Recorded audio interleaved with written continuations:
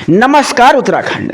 उत्तराखंड की माँ, माठी मानुस, जल जंगल जमीन की आवाज, आपका अपना घर का पारिवारिक चैनल राष्ट्र नीति उत्तराखंड। दोस्तों, अंकिता को इंसाफ दिलाने की एक और मुहिम में आपका स्वागत है।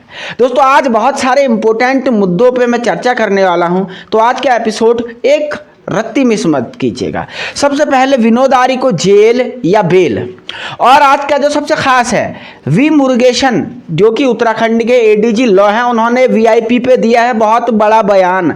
वीआईपी कौन था, चार्जशीट में क्या धाराएं लगाई गई, खुद एडीजी लॉ ने बताया है। पूरी बात तफसील से करेंगे।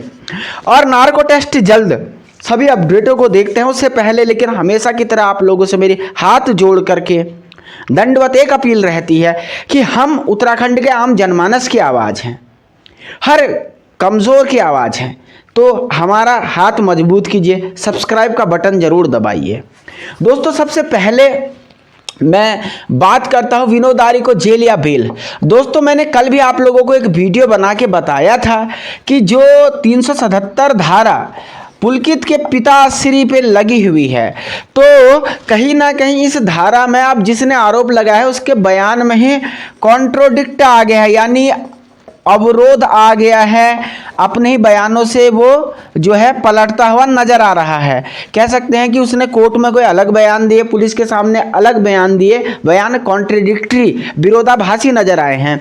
पहले ही एक इसमें फैक्ट ये था कि इस केस में बहुत लंबे समय तक वो गायब रहा था, और कानून में यही होता है कि अगर आप लंबे समय के बाद अगर केस करेंगे तो अदालत में लगभग 99% केसेस में कुछ भी नहीं होता है। ये एक मैं आपको फैक्ट बता रहा हूँ, मैं इसमें कोई अपनी ओर से नहीं, ये एक लॉ का आप पुराने केसेस उठा के देख लीजिएगा। और ऊपर से कॉन्ट्रडिक्टरी बयान है, तो आरोप जरूर लगे, हो सकता है आरोप सच भी हो सकता है आरोप सच भी हो, लेकिन सही समय पर रिपोर्टिंग ना होने के कारण अब कहीं ना कहीं हम कह सकते हैं कि ये वाले मामले में पुलकित के पिता कहीं ना कहीं बच सकते हैं। ये एक सबसे बड़ी खबर मैं आपको बता रहा हूं as a legal point of view से। इसके बाद जो दूसरा सबसे बड़ा मुद्दा अंकिता भंडारी हत्याकांड में सामने आ रहा है।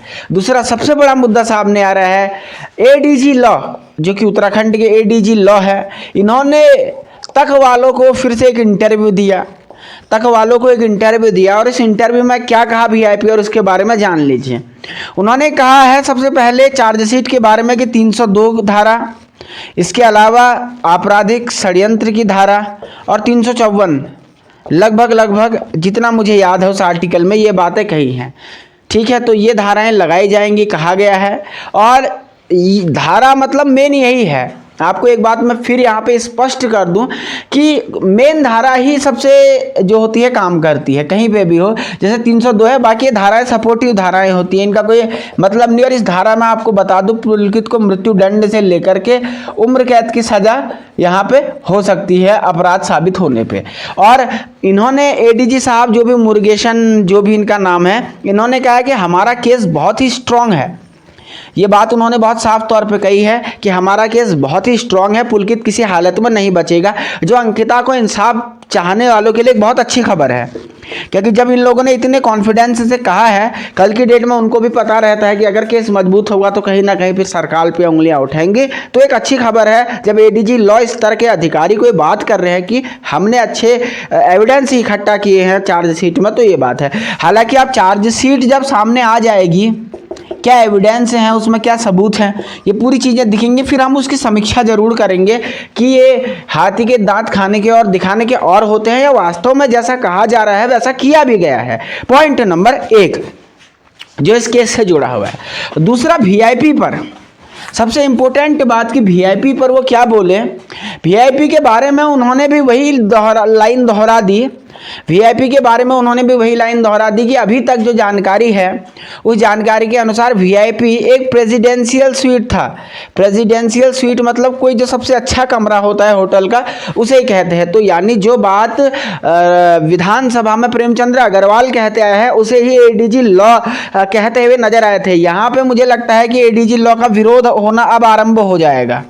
लोग इनको भी आप जो है निशाने पे लेंगे, मुझे ऐसा लगता है जो है इनका भी विरोध होगा, इनके बयान का भी विरोध होगा, क्योंकि ये सब लोग जानते हैं कि वीआईपी तो था और कोई ऐसा व्यक्ति जरूर होगा जो उत्तराखंड के पूरी सरकार के अस्तित्व को खतरे में डाल सकता है। इसी कारण सारे मंत्री से मंत्री, अधिकारी से अधिकारी उस वीआईपी को बचाने के लिए तरह तरह की कहानियां गढ़ रहे हैं। कोई कह रहा है कमरा था, कोई कह रहा है नहीं था, कोई कह रहा है कुछ, कोई कह रहा है कुछ। और वही प्रेमचंद अग्रवाल की लैंग्वेज को अब ये एडीजी लॉबी सपोर्ट करते हुए यहाँ पे नजर आ रहे हैं, वरना इन्हें वीआईपी का नाम बता देना था अभी तक। नार्को टेस्ट पे भी उनका कहना है कि जल्द ही नार्को टेस्ट होगा, जैसा कि जनता की मांग थी। तो ये दो अपडेट पिछले 24 घंटे में जो है निकल करके सामने आए थे, और 23 तारीख से पहले पहले इसमें चार्जशीट फाइल होनी है, नार्को टेस्ट होना है। आगे आने वाले दिनों में इसमें बहुत सारी हलचलें जरूर इस केस में आपको दिखाई देंगी। मैं फिर कहूंगा, सबसे तथ्यपरक, निष्पक्ष और कानूनी विश्लेषण बिना किसी लाग लपेट के,